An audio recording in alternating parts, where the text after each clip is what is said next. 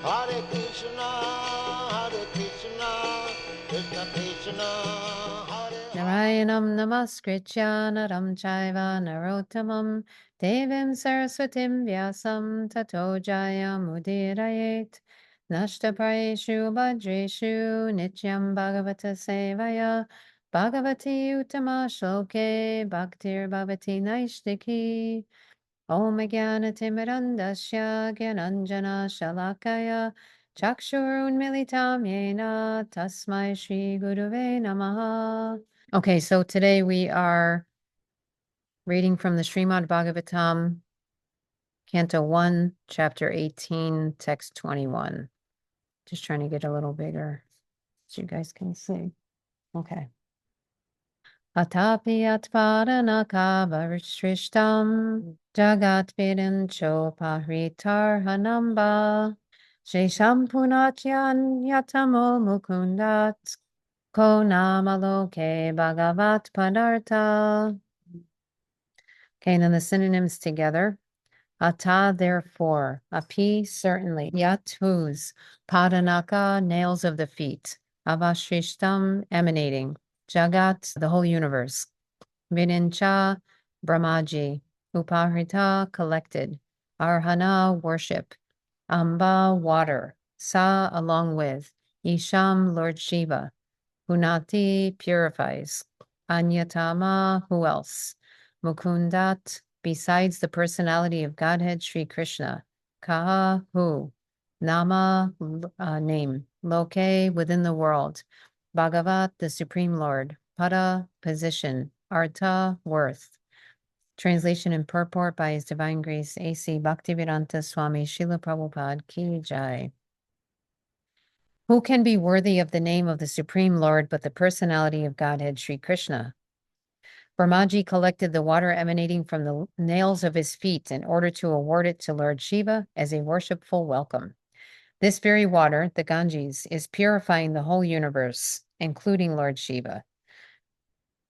So this verse, before we go to the purport, this verse is we're establishing Krishna as the supreme above all others, right? So there's many Ishwars is the word for controller. There's many Ishwaras, but there's one supreme Ishwara, right? And so we call him Parameshwar, which means the one supreme. Param means the other one. So there may be many of something, but there's one that rules over all the others. And so that's called Param. So Param Ishwara is Krishna. And we know that Brahma also establishes that in the Brahma Samhita, Ishwara Parama Krishna Sachidananda Vigraha. In that verse, he says, Ishwara Parama Krishna. He's the supreme Ishwara, the supreme controller. So he's the one above all the others. And so you have sometimes you see that there are worshipers of Shiva who consider Shiva the supreme. So it's also being mentioned here that that water that comes from Krishna's feet also purifies Lord Shiva, including Lord Shiva. We put him in there. So Prabhupada's going to talk about that a little bit. Purport. The conception of many gods in the Vedic literatures by the ignorant is completely wrong. The Lord is one without a second. So that's what Padam means. It means one without a second. It's the one that's separate from all the others. But he expands himself in many ways, and this is confirmed in the Vedas. Such expansions of the Lord are limitless, but some of them are the living entities. The living entities are not as powerful as the Lord's plenary expansions, and therefore there are two different types of expansions. Lord Brahma is generally one of the living entities, and Lord Shiva is the medium between the Lord and the living entities. In other words, even demigods like Lord Brahma and Lord Shiva, who are the chief amongst all demigods, are never equal to or greater than Lord Vishnu, the Supreme Personality of Godhead.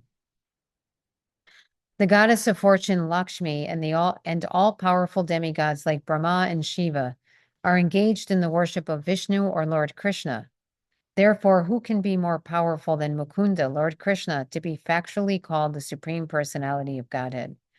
The goddess of fortune, Lakshmiji, Lord Brahma, and Lord Shiva are not independently powerful. They are powerful as expansions of the Supreme Lord, and all of them are engaged in the transcendental loving service of the Lord. and so also are the living entities. There are 4 sects of worshipful devotees of the Lord, and the chief amongst them are the Brahma Sampradaya, Rudra Sampradaya, and Sri Sampradaya, descending directly from Brahma, Lord Shiva, and the goddess of fortune Lakshmi, respectively. Besides the above-mentioned 3 Sampradayas, there is the Kumara Sampradaya, descending from Sanat Kumar. All of the 4 original Sampradayas are still scrupulously engaged in the transcendental service of the Lord up to date. And they all declare that Lord Krishna, Mukunda, is the Supreme Personality of Godhead, and no other personality is equal to him or greater than him. So I'll read the verse one more time. Who can be worthy of the name of the Supreme Lord but the personality of Godhead, Sri Krishna?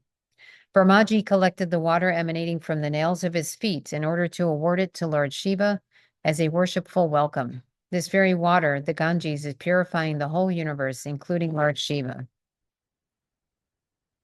So, everything is emanating from Krishna. So those out there in Zoom land or in person, what's the verse in the Bhagavatam that establishes that all other avatars or incarnations of Krishna come from Krishna? He's the fountainhead. What's that verse? Anyone? Krishnastu Swayam Bhagavan. Yeah, do you know the whole verse? No. Yeah, If it is 1.3.28. Okay, let me go to it. All the above mentioned, so they're talking about all the incarnations. All the above mentioned incarnations are either plenary portions or portions of the plenary portions of the Lord. But Lord Sri Krishna is the original personality of Godhead. All of them appear on planets whenever there is a disturbance created by the atheists. The Lord incarnates to protect the theists. Ete changsa kalapungsa Krishnastu Bhagavan Swayam. Anjari Vyakulam Lokam Bridayanti Yuge Yuge. So this line, Krishnastu Bhagavan Swayam, just that everything is coming from Krishna, because it's who do people usually think Krishna emanates from? There's a common misconception. I'll mute myself in case anybody. Vishnu, I think. Yeah, there's a common misconception that all of the incarnations emanate from Vishnu. But Rupa Goswami establishes Krishna as the supreme amongst all the other, even Vishnu incarnations, by listing the qualities of Krishna as opposed to the qualities of everybody else. So first 50 of those qualities are describing who? Krishna, and who else? Jivas or Brahma, basically like the maximum position you can reach to. Yeah, so the first 50 we share with Krishna, but in a smaller quantity, right? So we have the qualities, which may not be manifest right now in our current conditioned state, but we have the qualities, but they're not in the same quantity. And you can find that in the Nectar of Devotion. Rupa Goswami lists that, the first 50 qualities. Then the next 5 qualities, up to 55, who shares that with Krishna? Lord Shiva. I think most of the demigods do, right? The demigods share those 5 qualities. I think 50 to 51 to 55 is the demigods. Then 56 to 60 is who? That is Lord Shiva, I think. Lord Shiva, he has some of them, but it's mostly the Narayan expansions of Krishna. I can't remember specifically, but Shiva's, because he's somewhere in between. It's not quite just the qualities of demigods, but it's also not quite all the qualities of Narayan. And then there's 4 more. Then there's the last 4 of the 64 qualities. And the last 4 are what? What are the 4 qualities that Rupa Goswami describes Krishna as having that absolutely nobody else has? Because Rupa Goswami is establishing by numbers that Krishna is above all the other living beings in the world, including the Vishnu or Narayan avatars. and he has 4 qualities that separates him from everybody else. Of course, he's listing these 4 qualities, but we know there's other things like he's the source of everything, he's in control of everything. But what are the 4 qualities that sets him apart? Rupa, Guna, Leela, Venu, I think. Okay, what's the English? It will be tough. Anyone know the English? Or like, if you were to describe in English what those 4 things are? Palm. One. Hemang Hari Yes. So basically, he is able to manifest wonderful pastime. Basically, Leela, like he wonderful pastimes, right? And then he is expert in playing the transcendental flute, which is a Venu, right? And then he's surrounded by loving devotees, and then he possesses unparalleled personal beauty, Rupa. Yeah, exactly. If you're going to talk about if there's going to be a beauty contest, he's going to win every single time. It doesn't matter who else is there. He's more beautiful than any other living being. We could come close.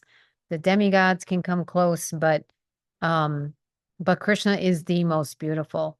And his flute playing, as you said, it attracts the whole world, right? They say that when Krishna plays his flute, inanimate objects become animate and animate objects become inanimate. So what are the examples what's an example of an inanimate object becoming animate? Yeah, trees, stones melt, stones start to melt. And then what's an example of animate objects becoming animate? When they hear Animals. Yeah, exactly. People, animals, the deers, they become stunned. The deer, I know English. The deer become stunned when they hear Krishna's flute and the rocks melt. So inanimate objects become animate, the rocks melting, and animate objects become inanimate. People become stunned, animals become stunned when they hear the flute. Also, even Krishna's beauty, when he fought in battles against even demons or people that were against him, they kind of were stunned for a moment when they saw his beauty. They're rushing to attack him, and then wow, he's really good looking. So his beauty, it attracts everybody. It doesn't matter. Then what do we do? The flute playing, and then always surrounded. So you shouldn't see a painting. Prabhupada said that in the beginning days, the early days, his disciples, someone painted a picture of Krishna alone. And Prabhupada said Krishna is never alone. So they put a peacock in there in the picture. But that's something, Krishna is always surrounded by loving devotees. He's never alone. He's never lonely. And then he has, as Hemanga Prabhu said, he has these wonderful pastimes. And Krishna says, Prabhupada says, especially his childhood pastimes. They're very attractive. So he manifests these wonderful pastimes. So those are 4 things that Rupa Goswami establishes that set Krishna apart from everybody else. Okay, so let's get back to. Okay, so now I want to talk a little bit about, Prabhupada says here, the conception of many gods in the Vedic literatures by the ignorance is completely wrong. The Lord is one without a second. So we may have talked about this before, but, and I'm going to go over these verses a little bit, but first I want to get some feedback from the audience. Krishna, if you have many gods, and they're all the supreme controllers, what's the problem? What becomes the problem? If you have many, many supreme controllers, what issues do you run into? Exactly, as Tyler's saying, who's going to control what? Who's going to be the controller? Who's going to decide? So what else? What is that going to end up looking like? What does it look like when a bunch of controllers are trying to control? They're going to fight. They're going to debate over what's the decision should be made, right? And that is a description of the material world, right? Everyone's trying to be the Lord. Everyone's trying to be in charge. Everyone's trying to enforce their opinion. We all do it, right? As conditioned souls, we're all trying to lord it over, to become little Ishwaras. And what ends up happening? We end up fighting. We have wars. We have fist fights. We have like you know, just especially when people are inebriated, right? There's always like a Hollywood trope that people get into. There's like bar fights where like the whole bar gets into a fight, right? So especially when someone's inebriated, they're particularly not in control. So you have all these people, and then it just gets the scale just gets bigger and bigger when people are trying to control, when they're leaders of something. And they may be leaders of a company, they may be leaders of a country, and then they want to take over other companies or other countries, right? They want to be the supreme. Yeah, they have to have it all. And so it can't be, you can't be a supreme controller if somebody else can control you. If there's any possibility that someone else can control you, there's not a fight. If Krishna entered a boxing ring, we already know who's going to win, unless he lets the other person win. So, you know, we have this in the spiritual world when Krishna is playing with his friends, as a peer, not as the controller of his friends, he lets them win. But they only win because he lets them. Right. So we know no one can ever defeat Krishna. So the Yamadutas asked this when Ajamila was leaving his body and he had lived a sinful life and the Yamadutas came to get him. Who stopped him? Who stopped the Yamadutas from getting hold of Ajamila? Anyone know?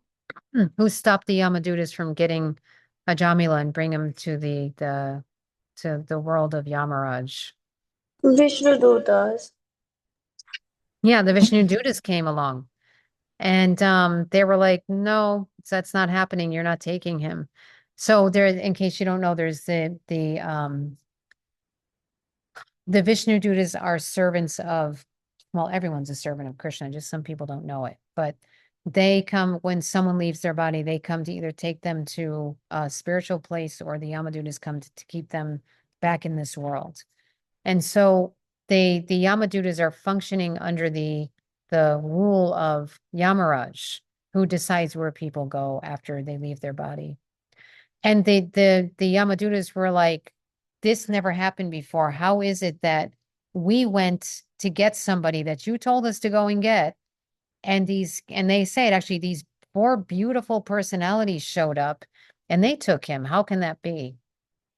And so they raise this question, how can there be many gods? There can't be many gods. So I don't know, you can probably see the screen to some extent. It's a little small, but this is Srimad Bhagavatam, Canto 6, Chapter 3. I'm going to read text 4 through 8.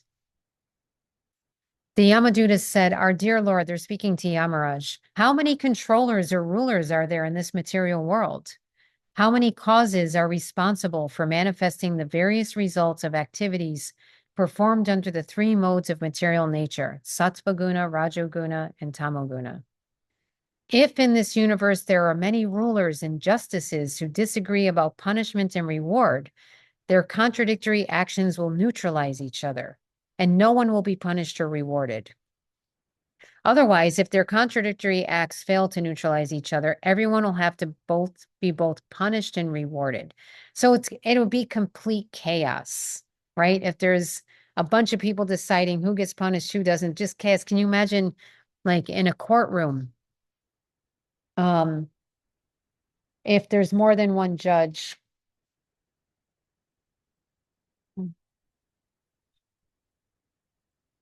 I mean, you have that sometimes. Sometimes you have a panel of judges, but they work under a set of rules. They operate under a set of rules.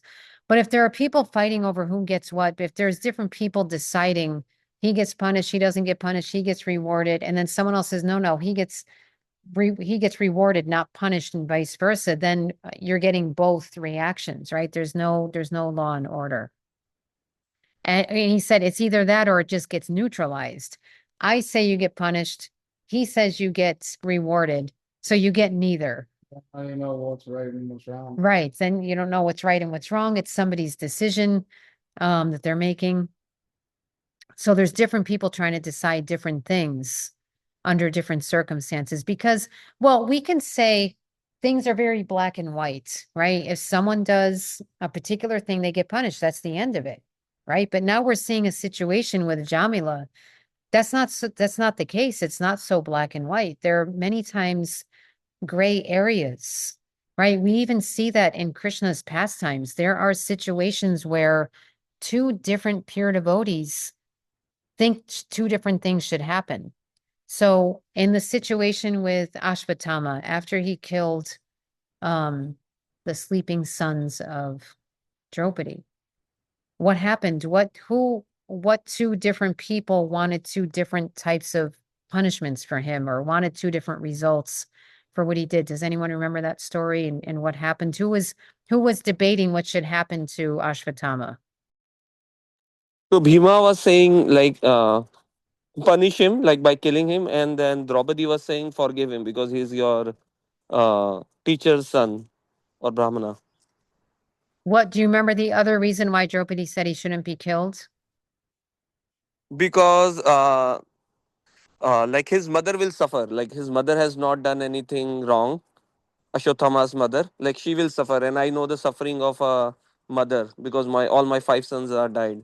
And her husband is not there anymore, and he's Guru's son. Yeah, exactly. She knew what it was like to suffer the loss of her sons, and so she didn't want somebody else to feel that loss. So now Krishna didn't just step in and say, "Oh, it's black and white, open and close case, right? That's it. It's just he did this thing, he gets this reaction." Krishna actually found a middle ground between the two because it was, in a sense, a gray area. But he was the final decision maker, right? Because Draupadi and Bhima they were saying, they were giving their reasons why he should be killed. And Krishna stepped in as the ultimate judge and decided what to do. So what did Krishna end up doing that was like a cross between the two punishments? He removed the jewel that what he is having on his head so that it will be like killing him or not killing him. Yeah, and then he cut his hair in a funny way. I Mm. think Ashvatthama got the original punk haircut, actually. Mm. His hair was cut all wonky and the jewel was removed. So it was for in those days, people were a little more ashamed and were more of course what he did was shameful, but people to be humiliated was the same as death, right? So they killed him without killing him. So the mother still had her son, but he in a sense felt like it was the equivalent of being killed. So we have these situations where there can be gray areas. There needs to be an ultimate judge. So so then the Yamadutas continues, since there are many different karmis or workers, there may be different judges or rulers to give them justice.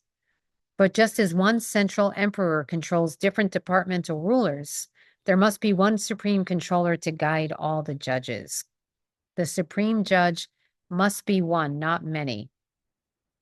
It was our understanding that you are the supreme judge and that you have jurisdiction even over the demigods. Our impression was that you are the master of all living entities, the supreme authority who discriminates between the pious and impious activities of all human beings. So Yamaraj was given that job to say, let me figure this out, where people go at the time that they're leaving their body. Let me figure out where they go. He had that job, but there was a gray area. And so Krishna came in as the supreme judge, as the Yamadutas are saying, there's got to be a supreme judge. And that supreme judge is Krishna. And the Vishnu Dutas were functioning under the order of Krishna, who is supreme above all others. So there are, because it can be so confusing sometimes, people hear different things, Shiva supreme or Vishnu supreme. It's and it regularly being established in the Bhagavad Gita, in the Srimad Bhagavatam, that Krishna is the Param, he's the one above all the others. And he's qualified because also it's not just might makes right. Right? It's not just that Krishna's super powerful, therefore he like was able to beat up all the other lords, all the other Ishwaras, but he has all the qualifications, as Rupa Goswami explains in the Bhakti Rasamrita Sindhu. He has all the qualities, and also as it's saying here, who can be worthy of the name of the Supreme Lord but the personality of Godhead Sri Krishna? And so one may call themselves the Supreme, but they're not worthy of it. They're not qualified for the job. Krishna's the only one that's qualified, and that's what sets him apart from everybody else. It's after 8:30, so I'm going to end there. You can always read about all the qualities of Krishna. It's nice to go into Nectar Devotion and read that chapter with the list of qualities and meditate on it. Meditate on the different things. First of all, the first 50 qualities, because we want to come to that stage in our own conditioned life as we become purified, to come to the stage of having those qualities that are listed there, being generous and so on, compassionate.